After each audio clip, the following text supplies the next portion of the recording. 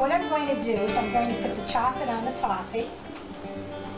Okay, so this is my little ladle. I mean my little ladle. Chips on my plate.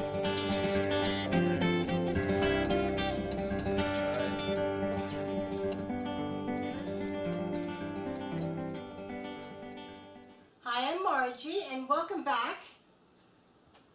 What I have today is biscotti.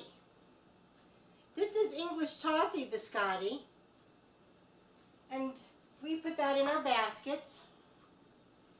And what we make it with is English toffee, of course. English Toffee biscotti. We make this English toffee ourselves. We sell it during the holidays. You can see that on our website.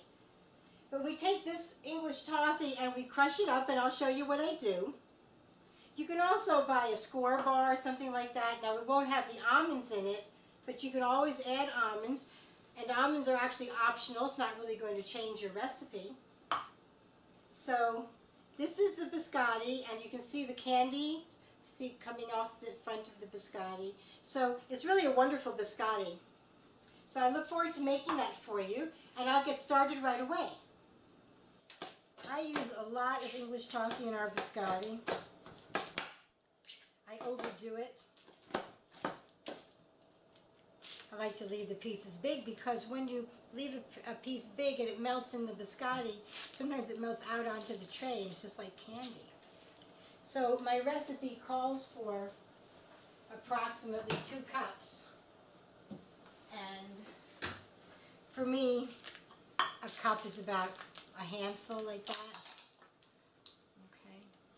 So I'm guesstimating I've got a good 2 cups there. Okay, so I always use a little extra. What I've done is I have eggs that came out of the refrigerator, but you don't want to use eggs that are cold, because when you use eggs or any ingredients that are cold, what happens is you can't get the right amount of flour into your recipe. If it's cold, then you wouldn't need as much flour, and then later on when you're baking, things will just flatten out. So you want to make sure everything is the right temperature. So what I did was I took my eggs and I opened them up, I whipped them with a whip, and I put them in the microwave for 15 seconds. You want to be careful with your microwave, but you need to do it very slowly. Even if it's for 10, then check them and do it for another 10 or 5, because you certainly don't want to cook your eggs. I had to take butter out of the freezer, so I chopped it up. And it was a little while ago, so it's getting soft now, so I can use that. So just make sure all your ingredients are pretty much room temperature, and then you'll get the end product that you really want. The ingredients that I have here for the biscotti are the 5 eggs that I put into my bowl.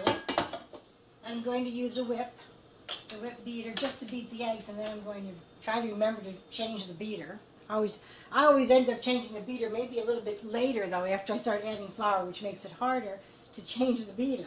So be careful. Here I have 7 cups of flour, and I don't have quite, the recipe calls for 7 cups of flour, but I have a little less because I can always add more. It's hard to take it out. And then I'm going to put 2 kind of heaping tablespoons of baking powder into the flour. And a little trick that I do that helps because I work with other people, and also for me, is that when I put the flour in, I'll leave the measuring tablespoon in there, so I know that the baking powder's in there. And also, I'll show you something else that I do. This says baking soda, baking powder, because the box that the baking soda comes in is so hard to keep the soda fresh that I just went ahead and used one of my baking powder containers. But you do have to mark it very well, because otherwise you may end up with baking soda instead of baking powder. So be careful with that.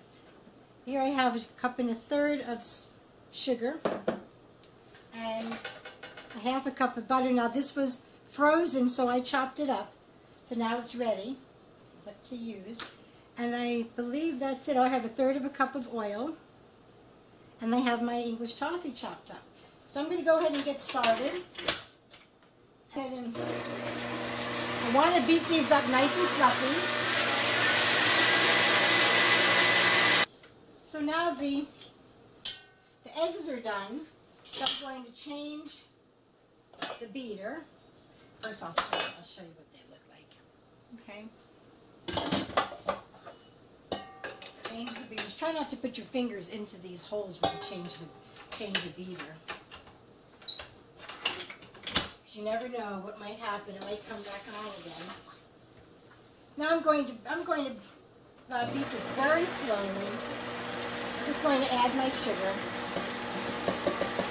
I kind of start just adding everything in. This is butter. This is a tablespoon of almond extract. So now when you add your flour and the oil, I break it up. I use, alternately, but you start with the dry and end with the dry. And I'm mixing in my baking powder. So I'm going to go ahead and I'm going to start with dry. So I'll add about 1/3 of that.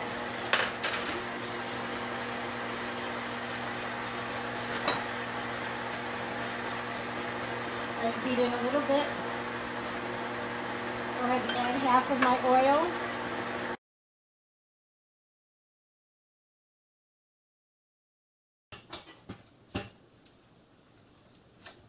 So that's what your dough looks like.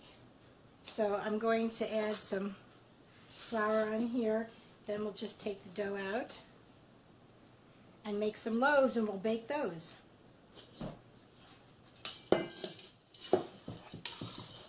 So I'm just going to divide this up into 3 parts.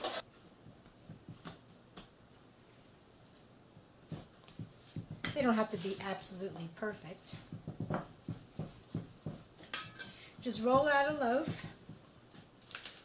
Okay, so I'm going to go ahead and put these into the oven for, about 20 minutes or so, and I'll check them. They should be golden brown, and when you touch them, they should not be springing. They should spring back. So I just took them out of the oven.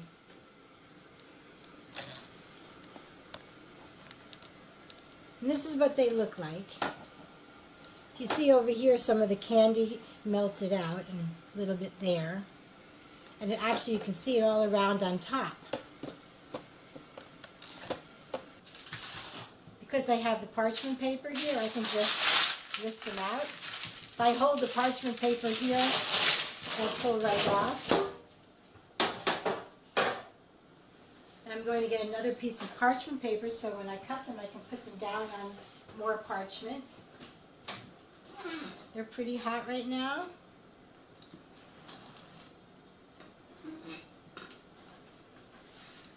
I'm using a nice sharp, this is actually a carving knife. It's a nice little, nice flexible knife. I've had it forever. My father actually engraved my name on the bottom there. I don't know if you can see it. My knives are kind of falling apart. What you can do with this is you can slide your biscotti over to the side. Because this is not a Frenching knife, meaning that when I put my hand down on the table, my hand gets in the way. Let's see if I have an example of a Frenching knife. When I cut down, my hand gets in the way. But I've always enjoyed using this thinner knife here. So what you can do, if you put your hand, if you slice this way, then your hand isn't on the table, okay? So I hold it together, and cut down, slide out. The reason why it's a little bit hard to cut is because there's the candy in there.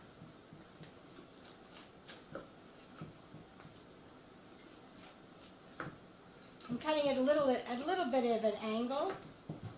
Traditionally, biscottis cut that way.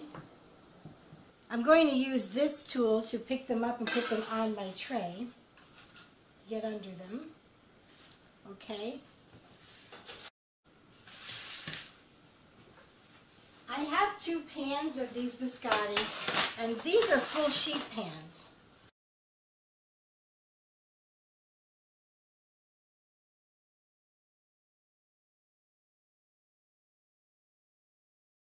You can put some chocolate on them if you like, but they don't really need it. And they'll be just great with some coffee or tea. See, that's candy on the other side. Not so much candy as it's the candy melted out, which just makes these biscottis taste so wonderful. Now that these have cooled down a little bit, I'm going to move them to the tray. And I'm going to bring them back into the oven. I say back into the oven because my oven's in a different room. I'm just going to put them in there because the oven is, I've had the oven off for a little while, so I don't want to bake them anymore. But the oven's going to be very dry in there, and it will help to even dry them out more. But they're already very nicely dry. I'll just let them sit for a while. Then you want to package them. You want to seal them very tight in something, in a container. I'm going to seal them with a sealer. And probably freeze most of them because I'm giving some as a gift. But I made quite a few extra. So I'll be back soon, and thank you for joining me from biscotti making. Bye.